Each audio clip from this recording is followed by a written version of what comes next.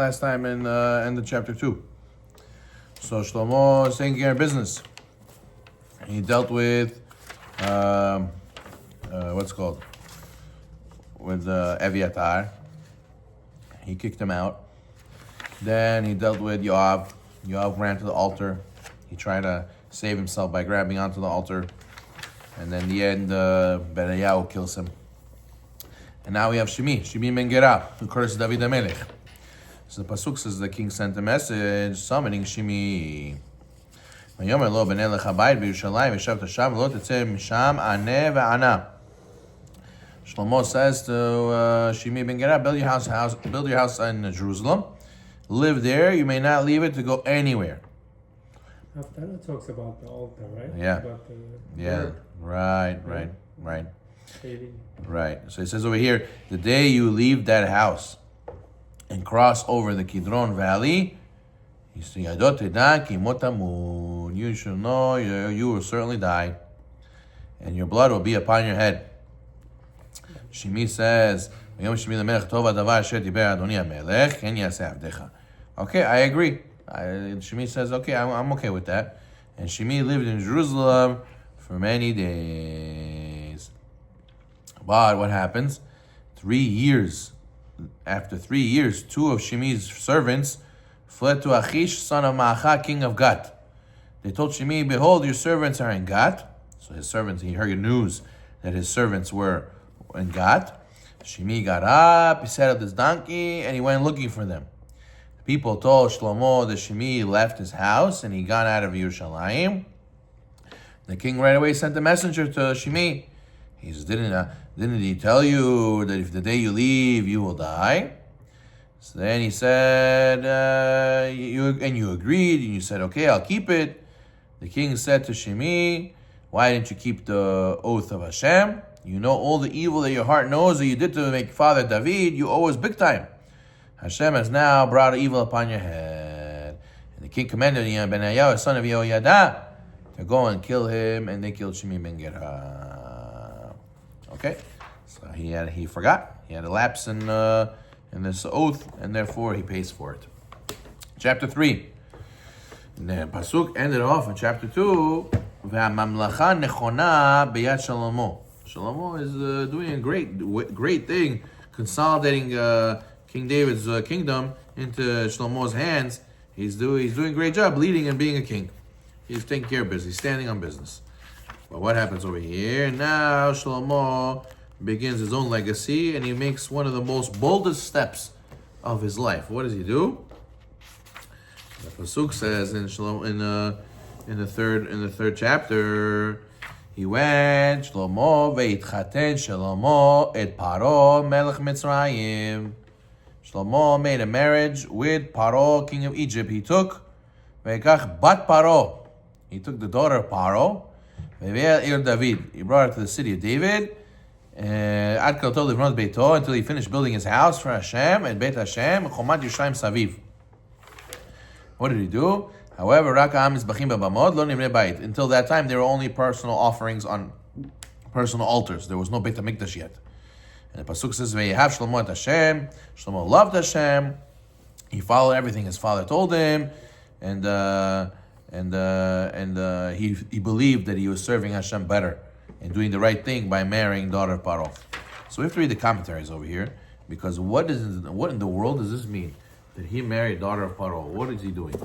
So the commentaries say over here really that first of all we have to know Shlomo became the wisest of all men. How did Shlomo become wisest of all men?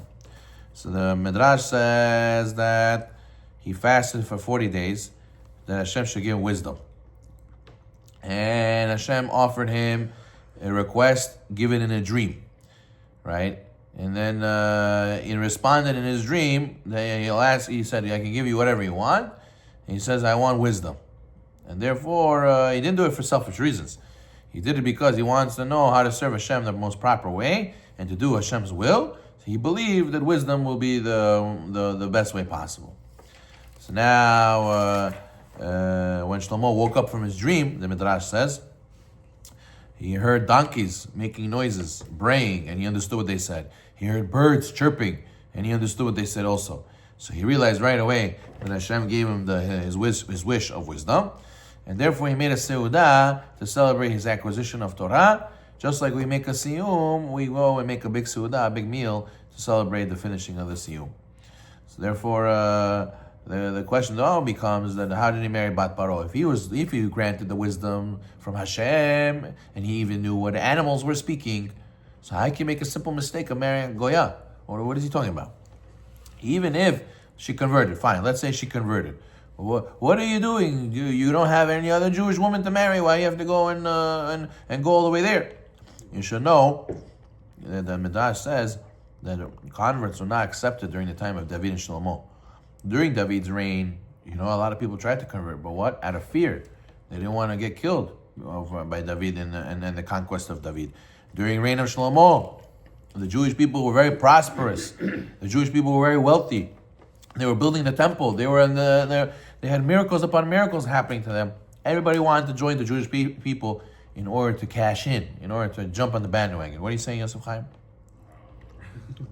No. So what happened was, why is he accepting Bat Paro? So you could say Bat Paro was not scared of him, and you could say Bat Paro didn't need his money.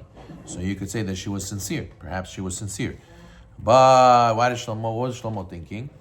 So the sages tell us that Shlomo sought this match as a part of a plan to make the Jewish people spread Torah into the entire world. He wanted everyone to believe in God and everybody monotheists and to believe in Kadosh Baruch Hu. So therefore, since every kingdom had a princess who married Shlomo, right? They sent a delegation to Eretz Yisrael to live in close proximity to her. In each of these places, Shlomo's parables and wise teaching could be heard. So this was his intent in marrying daughter Paro. He wanted to bring, it was his ambitious plan to bring the nations to accept Hashem, and hopefully succeed. So what did he do? We see that it was a mistake. We see that after he married Bat Paro, the Navi doesn't call Shlomo HaMelech anymore. He only calls him Shlomo, to show that he really, she looked like she was sincere, but Shlomo wasn't able to discern that she wasn't really sincere. She really still had the evil ways of her father, of Paro. So even though Shlomo only married her after she converted, we know that by Egyptians, there's a special halacha. You're only allowed to marry the third generation. So therefore, what about Shlomo? How did he not fulfill this halacha? It has to be that daughter of Bat Paro converts. Then her daughter you still can't marry. Only the third generation after you can marry. How can you marry the first generation convert? Convert of an Egyptian. Yeah. Torah says explicitly. So how can you marry first generation Egyptian convert? Okay, fine, she converted, but still we have another problem. We have a real Egyptian who you can't marry first generation convert.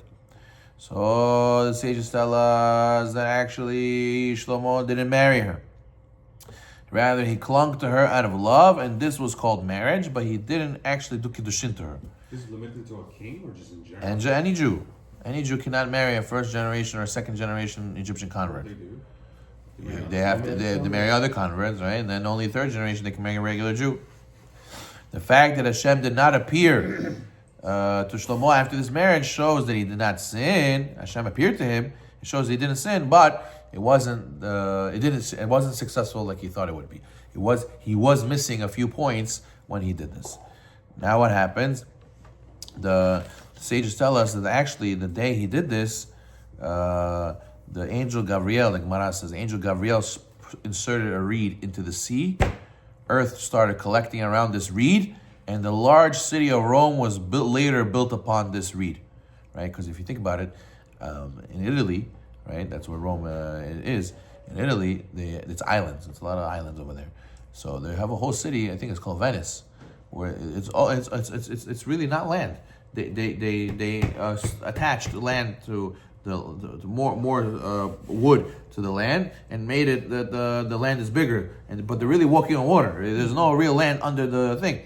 If you go in the city around there, the fastest way to get around over there is through boats. Yeah, you take a taxi on a boat to get from place to place. So you see the whole a lot of the island over there is a little bit of earth floating on water. So that's exactly what happened over here. Shlomo married Bat Paro. Gemara tells us that this was wrong. Hashem said that this was a mistake, and already Hashem started planning. Shlomo was building the Beit HaMikdash. When he did marry Bat Paro, Hashem already started bringing the people who will destroy the Beit HaMikdash into position. He already started, Malach Gabriel put the reed, the earth started collecting around this reed, and the nation of Rome will say, well, the Gemara says, will start growing from here. So Shlomo was celebrating getting to build a temple. Hashem was already planning the Romans who will destroy it. Why? Because he did not do the right thing. We're marrying Bat Paro, and therefore it leads to this. Well, you see that a person can never rely on his wisdom. We're going to see that throughout Melachim, we're going to Shlomo again and again relies on his wisdom, and we're going to see that it's not 100% foolproof. Baruch Amen.